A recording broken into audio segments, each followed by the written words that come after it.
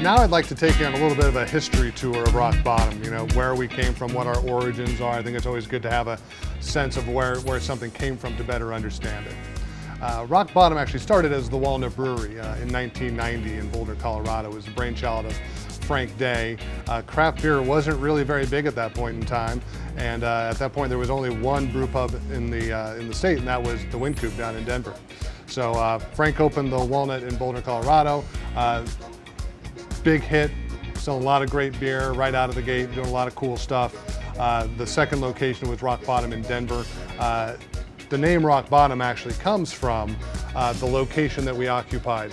We were at the base of the Prudential Plaza, and if you recall Prudential Insurance, their tagline used to be, "Get a piece of the rock." Well, we were at the bottom of the rock, so Rock Bottom was born at that point in time. And as I mentioned, there weren't a lot of people making craft beer out there. So we were fairly new, fairly unique to the marketplace. What we did that was different than even the brew pubs that were out there at the time across the country, and there were only a handful of them, who were making some pretty good beer, but they weren't really concentrating a lot on the food. It was, brats and plain old burgers and, pretty basic pub fare. So the big gamble Rock Bottom made is not only would we, commit ourselves to crafting great high quality beer, we would also put the same amount of effort in the kitchen and do unique twists on comfort food favorites. So we're taking those pub greats and elevating them to a new place, whether it was smoked salmon, fish and chips, something like that. Our chicken pesto back then was amazing, and it's still on the menu at the Walnut Brewery. So there's some of these enduring plates that we put together that we still serve. And so that was a great time to be new and unique. It seemed at the time, beer nearly sold itself. We had a very vibrant bar, so folks had a place to go. We had the TVs going in sports and people having fun selling beer and people having fun learning about beer. You could go into the dining room and have a great meal or have some appetizers out in the bar. So it was really a unique proposition at that point in time.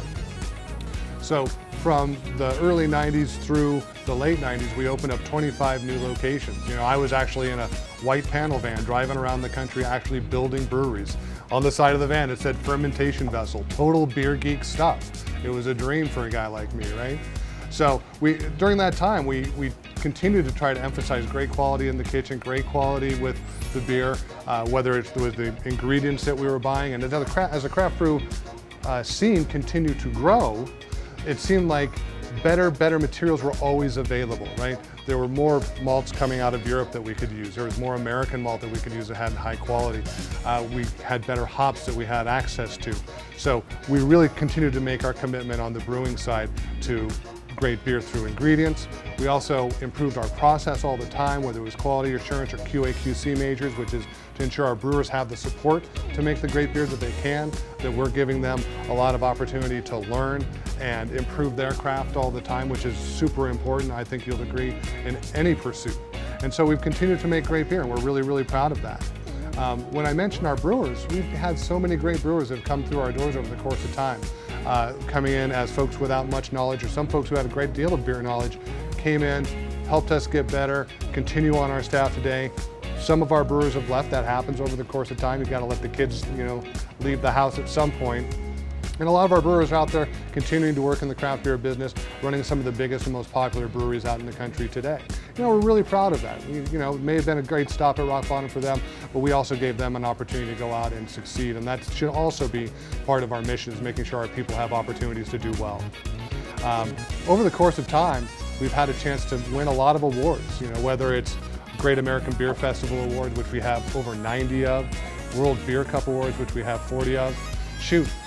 The Rocktoberfest beer that we'll have this year was brewed in Chicago, and it beat the Germans at the World Beer Cup in the German Style Märzen category.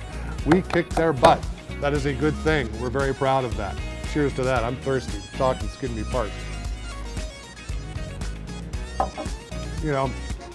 So as we shift to the present, there's some things that we need to acknowledge. There's a lot of other people making beer out there. So we need to make sure that we keep up our practices of making great beer, and that we're making great beer styles that people can recognize are current with the market.